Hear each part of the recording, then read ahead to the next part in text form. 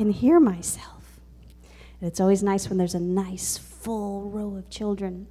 Now, today is a special Sabbath. Do you know what's special about this Sabbath? Today is Communion Sabbath.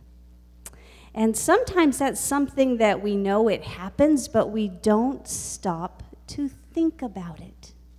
When the whole reason for the communion service is to stop and think about it. I looked up the word communion means the sharing or exchanging of intimate thoughts and feelings, especially with when the exchange is on a mental or spiritual level.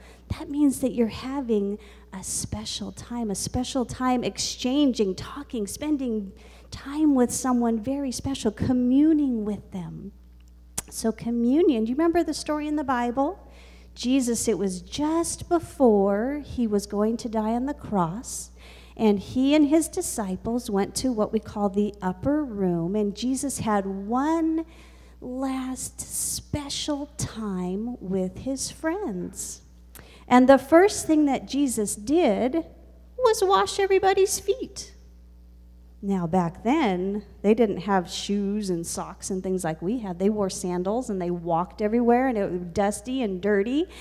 And usually somebody had a servant ready to come and wash people's feet when they came as a guest. But none of the disciples wanted to wash anybody's feet. But Jesus did it.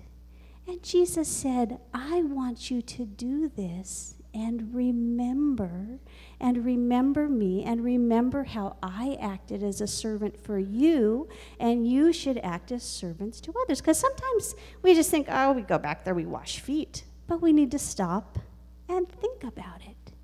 And then when it was time, when they passed around the grape juice and Jesus passed around the bread, that those things were special things that he wanted them to do in remembrance, to stop and think about it.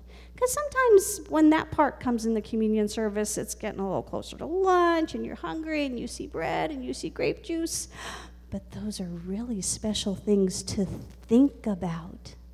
That the grape juice represents the blood that Jesus shed for us, and the bread represents Jesus, his body. He said, I am the bread of life. So today, as we go through the rest of this communion service, I want each one of you to stop and think about what communion really is. And so, like I said, sometimes it's easy, it's just something that we do.